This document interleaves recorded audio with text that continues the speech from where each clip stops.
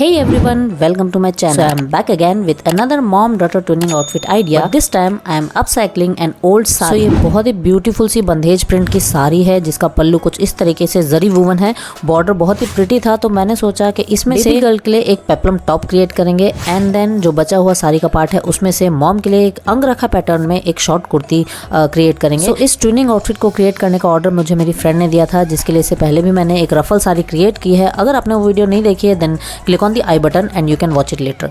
सबसे पहले तो मैं इस साड़ी में से पूरा बॉर्डर निकाल रही हूँ बिकॉज मेरी फ्रेंड को इसका बॉर्डर नहीं चाहिए था अपने आउटफिट में. सो सारा ही बॉर्डर मैं सेपरेट कर रही हूँ हाफ इंच का गैप दे करके. सो सारा बॉर्डर निकल जाने के बाद इसमें बच गया है सिर्फ और सिर्फ 4.5 मीटर फैब्रिक, मतलब बहुत ही कम फैब्रिक था. उसमें से ही मुझे मॉम के लिए और डॉटर दोनों के लिए ही मुझे आउटफिट क्रिएट करना था. So let's see how it goes because ये बहुत ही चैलेंजिंग होने वाला है.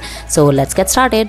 तो इसके बाद यहाँ पर जो पल्लू पार्ट था उसे मैंने सेपरेट कर दिया है पेप्लम टॉप के लिए. यहाँ पर जो एक और बॉर्डर था उसे मैंने रखा है स्लीव्स के बॉटम पार्ट में अटैच करने के लिए ताकि थोड़ा सा एक लुक आए, मीन्स एकदम ज़्यादा प्लेन ना लगे. तो स्लीव की सारी मेजरमेंट आपको स्क्रीन पे दिख जाएंगी. सो इसी के अकॉर्डिंग मैंने कट किया है. और ये थोड़ी सी लॉन्ग स्लीव्स बनाई है मैंने, थोड़ी सी गैदरिंग चाहिए थी, चुन्नट चाहिए थी नीचे कफ एरिया में, उसके अकॉर्डिंग. और सबसे पहले मैं यहाँ पर साड़ी में से ही कट करी हूँ, मैंने पहले लाइनिंग कट नहीं किया है बिकॉज फैब्रिक जो कम है उसके अकॉर्डिंग ही हमें बनाना पड़ेगा. तो मैंने पूरा फ्लेयर पार्ट पहले कट किया है बिकॉज फ्लेयर में जॉइंट्स अच्छे नहीं लगेंगे. टॉप पोर्शन में अगर साड़ी का कपड़ा कम पड़ता है तो वो कैसे भी एडजस्ट हो सकता है.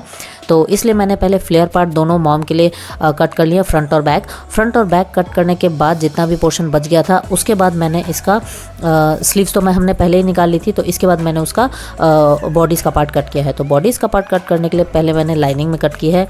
तो ये बैक पार्ट मैंने कट कर लिया है, इसके मेजरमेंट्स यहाँ पर आपको विजिबल हो जाएंगे. सो बैक पार्ट पहले कट करने के बाद उसके बाद मैं उसके अकॉर्डिंग ही फ्रंट पार्ट कट करूँगी क्योंकि फ्रंट पार्ट जो है वो 2 पीसेस में कट होगा बिकॉज इसे अंगरखा पैटर्न बनाना है. आप चाहे तो सिंपली फ्रंट पार्ट ऐसी कट करके भी बना सकते हैं बट मुझे ओवरलैपिंग वाला थोड़ा सा लुक चाहिए था. सो बैक पार्ट को कट करने के बाद इस तरीके से उसे मैंने मार्क किया है. मार्क करने के बाद ये बैक पार्ट को हटा लेंगे एंड देन इसके बाद जो फ्रंट पार्ट में जो मेजरमेंट चाहिए, मतलब बस्ट एरिया थोड़ा सा बड़ा है एंड देन वेस्ट एरिया थोड़ा सा छोटा है, तो उसके अकॉर्डिंग मैंने मार्क किया है. फ्रंट जो नेक है उसका डेप्थ थोड़ा सा लंबा रहेगा. तो अभी मैंने नेक कट नहीं किया है, just as it is simply cut किया. अब इसके बाद क्योंकि यहाँ अंगरखा पैटर्न बनाना है तो यहाँ टॉप से कितने मेजरमेंट में आएगा तो वो मैंने मार्क किया है. टॉप से मैंने 9 इंचेस लिया है और ऐसे कर्व एरिया में यहाँ 15 इंचेस आ रहा है. तो दोनों का ही पॉइंट मिला करके एंड देन इस तरीके से जो पैटर्न आता है उसे हम क्रिएट करेंगे. सो ये इस तरीके से आएगा पूरा. तो इसे मैं कट कर ले रही हूँ एंड देन जो अपोजिट साइड है वहाँ पर भी नेक बनेगा तो उसे मैं यहाँ शोल्डर पहले मैच कर रही हूँ कितना रहेगा. उसके बाद इस तरीके से मार्क करके हमें उसका भी पैटर्न निकाल लेना है एंड देन इसको पॉइंट नंबर 1 ये चीज़ जो आप करेंगे ये पेपर में करना है आपको. मैंने डायरेक्टली फैब्रिक में कट किया था तो वो वेस्ट हो गया बिकॉज ये स्टिच में जाता तो वो छोटा हो जाता फ्रंट पार्ट. तो अगेन मैंने और लाइनिंग का फैब्रिक एक्स्ट्रा था ही तो मैंने अगेन लाइनिंग का फैब्रिक लिया है और फ्रंट पार्ट को इस तरीके से 2 पार्ट में कट किया है. मीन्स वो साइड यहाँ है, थोड़ा सा और फैब्रिक यहाँ पर अंदर की तरफ दबेगा.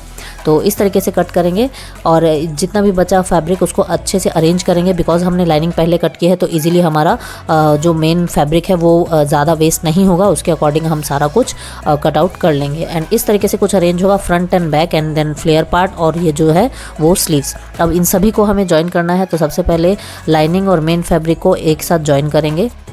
ये वीडियो कुछ ज़्यादा ही फास्ट फॉरवर्ड में है तो अगर आप इसे स्लो डाउन करके देखना चाहते हैं देन आप इसकी सेटिंग में जाकर के स्पीड को आप नॉर्मल कर सकते हैं या फिर 0.5x में. और अगर आप ये जानना चाहते हैं कि इस पूरे आउटफिट को क्रिएट करने में मुझे कितना कॉस्ट लगा है तो इसके लिए आप इस आई बटन पर क्लिक करके इस वीडियो को चेकआउट कर सकते हैं जिसमें मैंने डिटेल में एक्सप्लेन किया है कि किस तरीके से इसकी डिज़ाइनिंग हुई है और कहाँ से मैंने इंस्पिरेशन ली है एंड सारा कुछ. सो इसके बाद ये पूरा स्टिच करने के बाद मुझे ये समोसा वाली लेस लगानी थी तो इसे मैं दोनों ही साथ में लगा रही हूँ अलग अलग स्टिच ना करते हुए. पीछे मैंने प्रेस बुकरम को अटैच कर दिया है और इस तरीके से मैं इसे पहले उल्टा रख रही हूँ. उसके ऊपर मैंने एक और एक पट्टी ली है.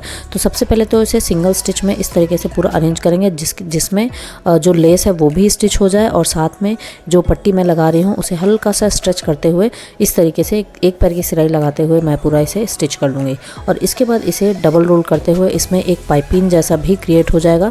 सो दोनों ही काम एक साथ हो जाएंगे तो अलग से आपको इसे स्टिच करने की ज़रूरत नहीं रहेगी. So this is the whole process, you can check it out.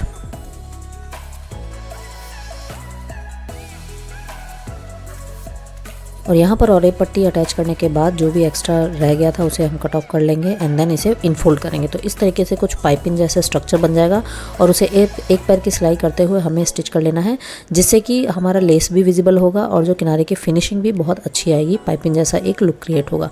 सो इस तरीके से पूरा कॉर्नर को होते हुए इस तरीके से यहाँ पर भी हमें एक कट लगाना है एंड देन अगेन इनफोल्ड करते हुए इसे पूरा स्टिच कर लेना है। सो ये जो फ्रंट पार्ट है उसका एक पार्ट है, जो सेकंड पार्ट रहेगा उसे हमें बीच में से यहाँ पर स्टिच करना है। तो सेकंड पार्ट में भी मैंने समोसा लेस लगा ली है और ये जो भी पेस्टिंग पेपर है इसे हम इस तरीके से यहाँ से निकाल लेंगे, कट ऑफ कर लेंगे एंड देन इसके बाद इसके ऊपर यहाँ इस तरीके से ये अटैच होगा। तो यहाँ पर हमें डोरी भी लगानी है, तो यहाँ पर मैंने एक डोरी और टेसल्स ऑलरेडी बना के रखे हुए हैं। सो इसका वीडियो मैं सेपरेटली डालूंगी, so don't forget to check it out. So यहाँ पर इस तरीके से मैं इसे स्टिचिंग करते हुए ही अटैच कर दूंगी एंड देन दोनों नेक को ज्वाइन करेंगे। उसके पहले यहाँ पर जो पीस बचा हुआ है इसे इस तरीके से स्टिच करेंगे। सो यहाँ पर जो अंदर वाला पार्ट है वो मैंने चौड़ा लिया है पूरा स्ट्रेट। इससे पहले मैंने जो पार्ट कट ऑफ किया था मैंने बताया था उसे इस तरीके से कट नहीं करेंगे, आप पहले पेपर कटिंग करें, बिकॉज वो जो पीस था वो अटैच करने में थोड़ा सा दिक्कत जाता और वो अनबैलेंस हो जाता और प्रॉपर फिनिश्ड और प्रॉपर सेटिंग नहीं हो पाती हमारे इस गारमेंट की टॉप की, इसलिए मैंने अगेन दोबारा से कट ऑफ किया था और वो जो शेप बना था उसकी जगह मैंने स्ट्रेट रखा। सो इस तरीके से यहाँ पर दोनों ही शोल्डर को हम ज्वाइन करेंगे फ्रंट और बैक डबल स्टिच लगा के एंड देन ये जो स्लीव्स हैं यहाँ पर मुझे सिंगल बॉर्डर थोड़ा सा कम लग रहा था तो मैंने इस तरीके से अटैच किया है डबल बॉर्डर। तो हमारा साड़ी का बॉर्डर वैसे भी बहुत ज़्यादा एक्स्ट्रा बच गया था तो मैंने इस तरीके से इसे यूज़ करने का सोचा, बिकॉज पूरे ही फ्रॉक में कहीं पर भी ज़्यादा बॉर्डर का लुक नहीं था तो ये थोड़ा सा एनहेंस करता पूरे आउटफिट को। तो मैंने इस तरीके से थोड़ा सा चौड़ा बॉर्डर इसे बनाया है। ये मैंने पिंटरेस्ट पे एक देखा था तो आजकल इस टाइप के स्लीव्स बहुत ही ज़्यादा ट्रेंडिंग में है, so I thought to create it but my client didn't like it, so मुझे एक पीस उसमें से रिमूव करना पड़ा और सिंगल पीस ही ये बाद में रह गया था। सो इस तरीके से स्लीव्स बनाने के बाद हमें इसे अटैच करना है, साथ में मैं यहाँ पर लुक पे भी अटैच कर रही हूँ।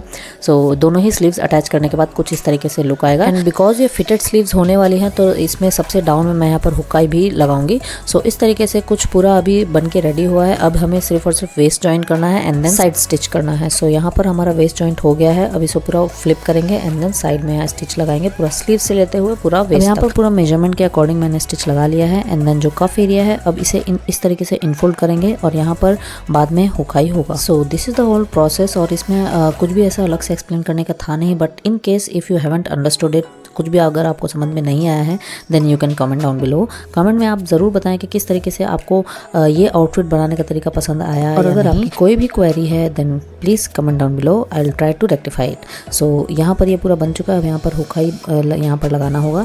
Then my outfit is almost ready and this is the final look. और यहाँ पर जो बेबी का आउटफिट है वो मैंने बनाया पेप्लम टॉप और ट्विलिप पैंट्स, जिसकी ट्यूटोरियल मैं नेक्स्ट वीडियो में शेयर करूँगी। सो this is the final look and unfortunately मेरे पास वीडियोज़ नहीं है, पिक्स में आप देख सकते हैं किस तरीके से इसका पूरा लुक आया है and this is the mom and daughter duo. If you like this upcycling idea then please subscribe to my channel and share it with your friends and family and don't forget to press the bell icon to get all the notifications.